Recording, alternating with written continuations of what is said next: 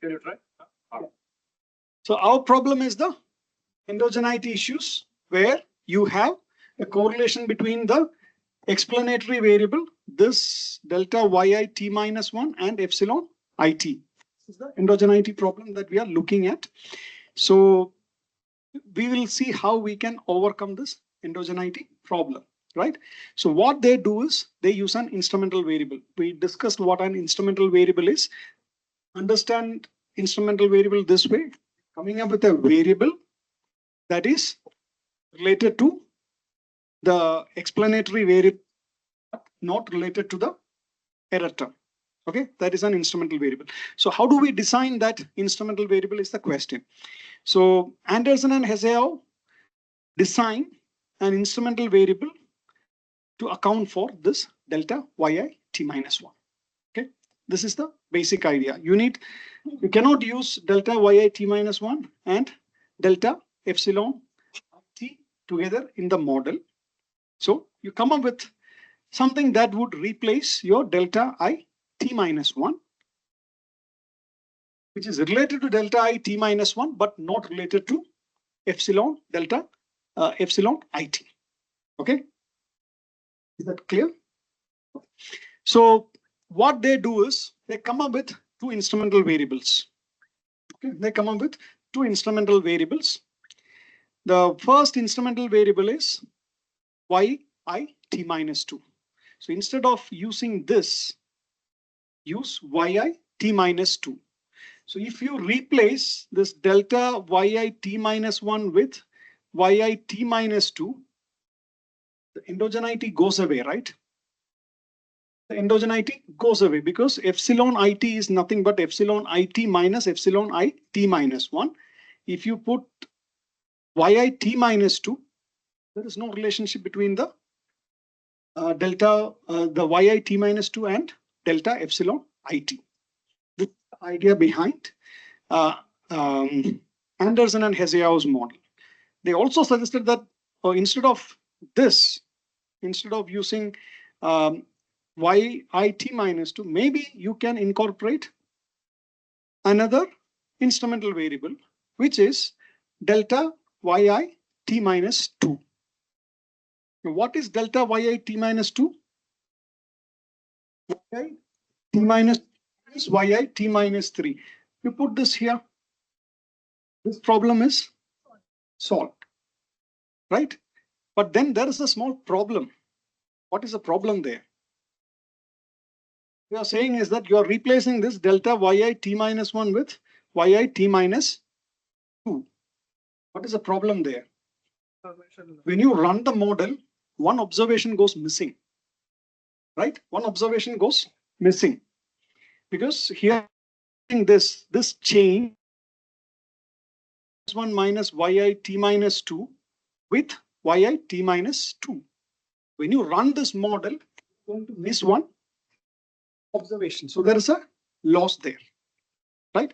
And if you use delta yi t minus 2 in place of delta yi t minus 1, the same problem. Okay, but we will still be able to estimate the model. That is the argument. You have loss of observations. Loss of observations. So if you are writing it as a matrix, the first element in your Z matrix will be empty. The first element in the Z matrix will be empty because there is no term corresponding to this. You are leaving that empty and you are using yi t minus 2. Y is a yi t minus 1 already there. So in the instrumental variable, the first observation will be yi t minus 2. Understood? So here what they're saying is that instead of using this delta yi t minus 1, use an instrumental variable yi t minus 2. Once you have yi t minus 2, there is the endogeneity problem goes away. So when you are constructing your instrument variable corresponding to this yi1, will there be any observation? Any observation? It will be missing. But for the next one, you have yi t minus 1. Okay, let's not use the same notation. So let's use it as yi1. But yi1 means yi t minus 2, or it could be delta yi t minus 2. But everywhere the problem is that the first observation will go missing. Now, instead of yi t minus 2, what if I use yi t minus 3? Two observation goes away. So let's say x, there are multiple x's. Sorry, if we are looking at this, maybe if you are using the third lag, yi t minus 3 instead of this yi t minus 2. So here your yi1 is what I am assuming to be yi t minus 2. Okay. So instead of this, what if I use yi t minus 3? Two observations will be missing, right? Two observations will be missing, but does the endogeneity problem go away? It does, goes away, right? But there is a loss. Okay, so we need to minimize that loss. So what matters is how you are going to construct this IV instrumental variable. How you are going to construct this IV is what matters. Now think about a micro panel. Let's say you have 10 years of data. Can you afford to take YIT minus 3? You have 10 years data. You are removing first 2, right? So this turns out to be a problem associated with the Anderson SAR model. Okay, so this is what we were discussing. YIT minus 2 is correlated with YIT minus 1, but not with delta epsilon IT. YIT minus 2 is correlated with delta YIT minus 1, but it is not correlated with epsilon IT. So the rationale for using YIT minus 2 instead of this, or rather delta YI2 instead of this, because there is a correlation between delta YIT minus 2 and delta YIT minus 1. So when you're taking the change, right? So yeah, the change is getting captured. So that's the reason why we are using this IT. But the cost of that is we lose one observation. I shouldn't, you don't use the word missing value. By construct, this observation is missing. We cannot use this observation in the estimation. Okay. Now, typically, if you are using Anderson-SAR model, you can either use one of these IVs. You can either use YIT minus 2 or delta YIT minus 2. Now, it depends on the correlation of both these variables with YIT minus 1. So remember the argument that this should be correlated with X, not with epsilon. So here you can use either YIT minus 2 or delta YIT minus 2. Which one to use depends on the correlation of that particular instrumental variable with this. Okay. So run a correlation between first observation goes missing, YIT minus 2, YIT minus 3. Run a correlation between this and this. Take delta YIT minus 2. Okay, delta YIT minus 2 means how many observations will you lose? 1, or will you lose 2 observations? Delta YIT minus 2, T minus 2 minus delta YIT minus.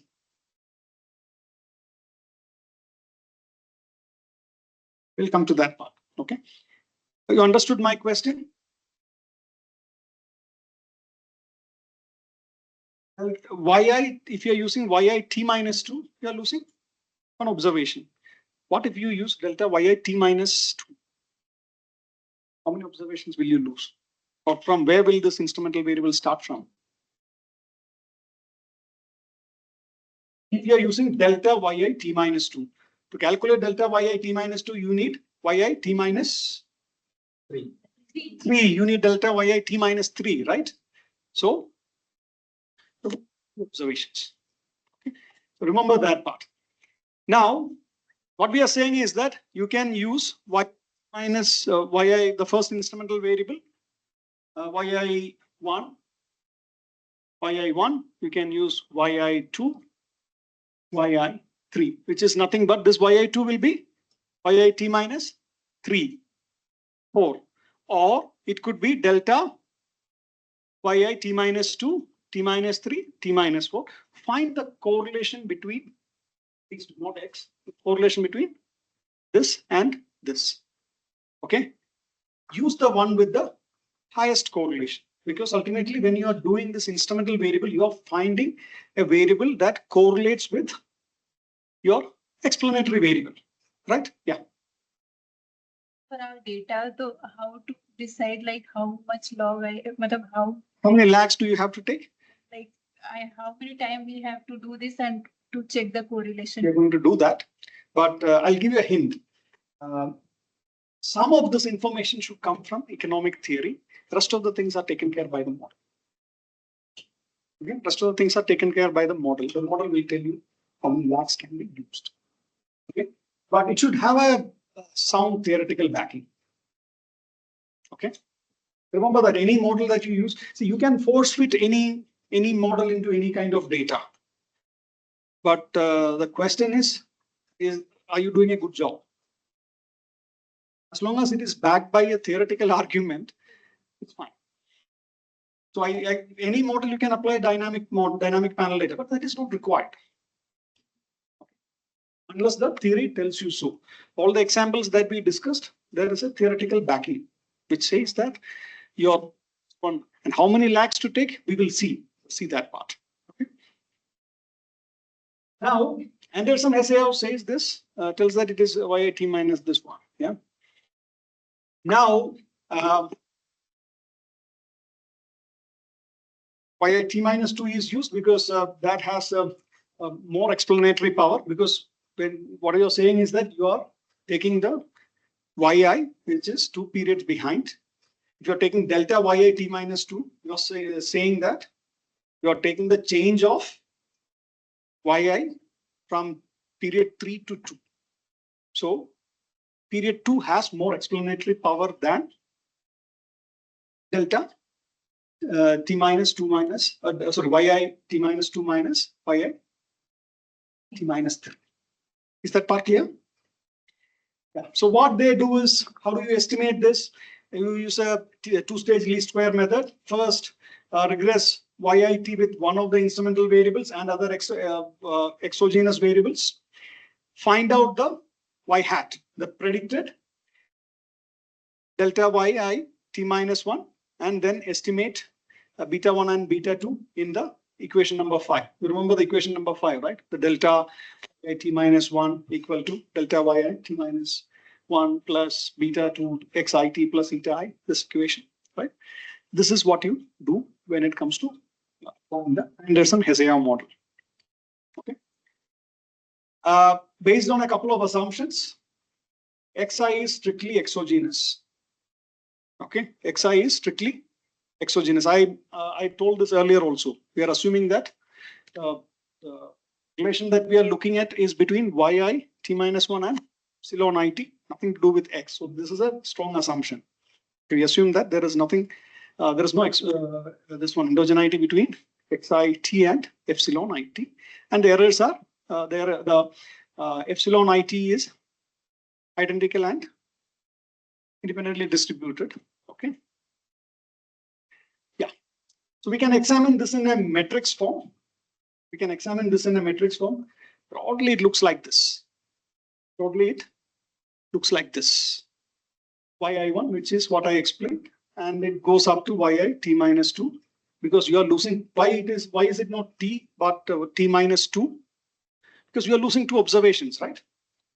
Because your instrumental variable starts from yi t minus 2. So you are losing 2 observations.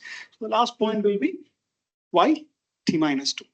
Should have put yi t minus 2, but it's yi t minus 2. Is this part clear? Next is, what if we use yi t minus 3 as an additional instrument? It goes like this. Oh, I should remove this yi2. I should just use this yi and y. So you lose 2 observations again. So is it a good idea to use additional lags? Is it a good idea to use additional lags? Yes or no? The answer is no. The answer is no. While lags do have explanatory power, what you find is that it decreases, right? It decreases, and using 5 or 7 lags just does not make sense. Think about it. How are you going to explain it? The interest rate change that happened 2 years back is impacting my income today. Does it make sense? The capital stock that I had 5 years back impacts today. It doesn't. That is the reason why we don't like to take too many lags. Why t minus 1 is good, why t minus 2 is good, t minus 3, the explanatory power of the variable goes down as the lags increase. Got it? So that is the reason why in most of the models you don't find. Also, it depends on the frequency of the time period. It's an annual data. Well, it is different. What if it is a monthly data? The consumer price index. How many lags should you take? Is it okay if we take a consumer price index lag up to 12? No, why? Because when you are calculating the CPI, the inflation based on CPI, you are comparing today's CPI with last year's the same month CPI. So the consumer price index in August 2025, if you want to find out the inflation, you compare it with the value in 24 August, not 25 July. Remember that. So it depends on the nature of the variables. Okay. So what if it's it comes with a weekly frequency? So you have seasonality issues and others. It makes it a little more complex. Okay. Now I shouldn't have written this yi2. I should have just written this yi1. So now what happens is that the whole argument is that you can use lags, but as the lag length increases, the sample size goes down. So there's a trade-off between sample size and lag length. What would you want to do? You want to minimize that loss because you are losing the number of observations, right? So is there a way in which you can overcome this? Is there a way in which you can overcome in this in the model? So Holtz and Ekin suggested another way. What they said was use only the second lag of YIT as the only instrument for each period. That is what Holtz and Ekin suggested. The problem is that you're missing on some observations, right? Is there a way to overcome that? Well, what he is suggesting is that you just use only one lag in the picture. Don't use all the lags, just use one lag. So here you have YI1, YI2. Don't you use all the lags, just use the second lag. This is the only thing that is required. Do you need all this? Don't need to use all these lags. This is what Holtz and Ekin suggested. Okay, what is the advantage of doing that? When you just limit the number of lags to 2, YT minus 2. If you limit the number of lags to YT minus 2, your loss is minimized, right? That's a minimal loss that you can bear. One observation, right? Now, they also make another suggestion. Instead of treating this observation, the first observation as missing, put a 0. Okay? 0. That will help you in calculation, right? Ultimately, this is a metrics calculation. So put that as a 0. It is not going to make much of a difference, but you address the problem of not losing one more sample. This is what Holtz and Ekin suggested. So instead of this dot here, replace it with a 0. Use only yi1, yit minus 2. Rest all, if you have anything, put everything 0. If everything is 0, well, you can use that in the model, right? You don't have to remove them from the picture. Okay, this is what Holtz and Ekin suggested. Use only the second lags. We are not concerned about the lag 3. this lag, we are not concerned. This yi1, we are not concerned about this, but what we are concerned is only the second one. That's one instrument variable. Okay, that is what Schwartz and Ekin suggested. But is that also a good model? Just using yi2, is that okay? Now the thing is that how much can yit minus 2 explain is the question. So you want yit to be explained by yit minus 2, right? Now, if yit minus 2, the instrumental variable format can explain yit, great. But what if other lags also has importance? So each lag carries some specific level of information. So when you look at all these lags, think about these are units of information. As the lag increases, the information content goes down, but there is some information that is coming from each period, right? So if you are just using second lag alone, we are missing out on a